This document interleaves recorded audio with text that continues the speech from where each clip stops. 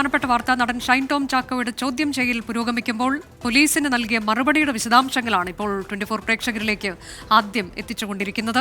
വിചിത്ര ന്യായങ്ങളുമായാണ് ഷൈൻ ടോം ചാക്കോ പോലീസിന് മുന്നിൽ ഇരിക്കുന്നത്. പോലീസാണ് എന്നറിയാതെ ഓടി, ഗുണ്ടകളാണ് എത്തിയത് എന്നാണ്, താൻ പേടിച്ച് ഓടിയതാണ് എന്നൊക്കെയുള്ള കാര്യങ്ങൾ പറയുന്നു.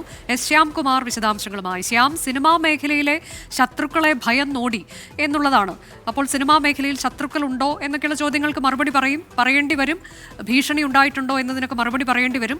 ഏറ്റവും പ്രധാനം, ഇതിൽ ഒരു ലഹരി ഇടപാടുകാരൻ ആ സമയത്ത് ആ ഹോട്ടലിൽ ഉണ്ടായിരുന്നു എന്നൊക്കെ ഉള്ളതാണ്. അപ്പോൾ അത്തരം കാര്യങ്ങളെക്കുറിച്ചൊന്നും തൊടാതെ സിനിമാ മേഖലയിലെ ശത്രുക്കളാണെന്ന് കരുതി താൻ ഭയം നോടി എന്നതിലേക്ക് ഷൈൻ ടോം ചാക്കോ പിടിച്ചു നിൽക്കുകയാണോ ആ മറുപടിയിൽ?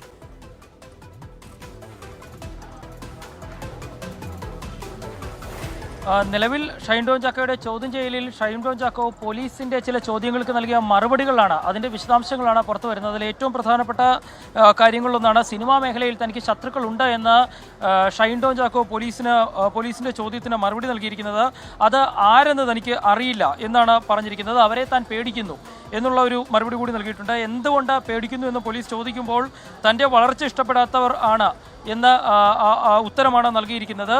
അതോടുകൂടി 3 ഫോണുകൾ ഉപയോഗിക്കുന്നുണ്ടല്ലോ, ഒരു ഫോണല്ലേ കൊണ്ടുവന്നിട്ടുള്ളൂ എന്ന് പോലീസ് ചോദിക്കുമ്പോൾ മറന്നുപോയി എന്നുള്ള ഒരു ഒറ്റ വാക്കിലെ മറുപടി കൂടിയാണ് നൽകിയിരിക്കുന്നത്. ഇത്തരത്തിൽ പോലീസിൻ്റെ ചോദ്യങ്ങൾക്ക് ഉത്തരം നൽകുന്നുണ്ടോ എന്ന് ചോദിച്ചാൽ ഉത്തരം നൽകുന്നുണ്ട്. പക്ഷേ അത് കൃത്യമായ ഉത്തരമാണോ എന്ന് ചോദിച്ചാൽ അങ്ങനെയല്ല എന്ന് തന്നെ പറയേണ്ടി വരും.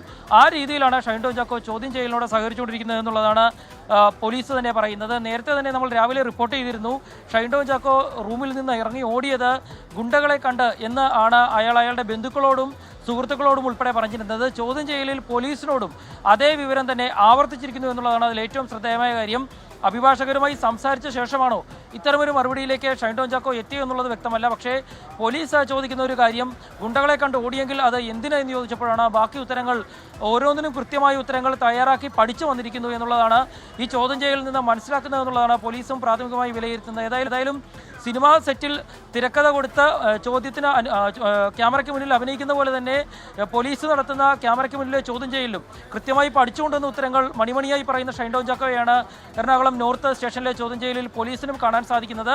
പക്ഷേ മറ്റൊരു വ്യത്യാസം, ഇയാൾ ചോദ്യങ്ങൾക്ക് മറുപടി നൽകുന്നുണ്ട് എന്നുള്ളത് തന്നെയാണ്. സാധാരണ രീതിയിലുള്ള മറുപടികളല്ല, ഒറ്റ വാക്കിലുള്ള ഉത്തരങ്ങളാണെങ്കിലും ചോദ്യങ്ങൾക്ക് മറുപടിയുണ്ട് എന്നുള്ളത് തന്നെയാണ്.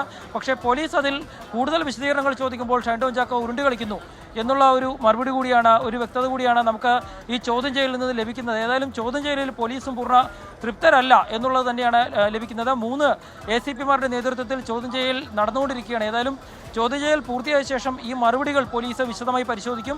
അതിനുശേഷമാകും ഷൈൻ ടോം ചാക്കോയെ വീണ്ടും വിളിപ്പിക്കണോ, അയാളുടെ ഫോൺ കസ്റ്റഡിയിലെടുക്കണോ, അങ്ങനെയുള്ള കാര്യങ്ങളിൽ തീരുമാനമാവുക. ഏതായാലും നിലവിൽ ചോദ്യം ചെയ്യൽ ഇപ്പോൾ 2.5 മണിക്കൂർ പിന്നിട്ട് തുടരുകയാണ്.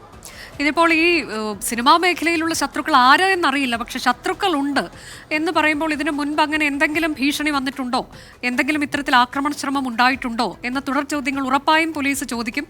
അപ്പോൾ അത്തരം കാര്യങ്ങളിലൊക്കെ കൂടി വിശദീകരണം നൽകേണ്ടി വരും ഷൈൻ ടോം ചാക്കോയ്ക്ക്. ശ്യാം,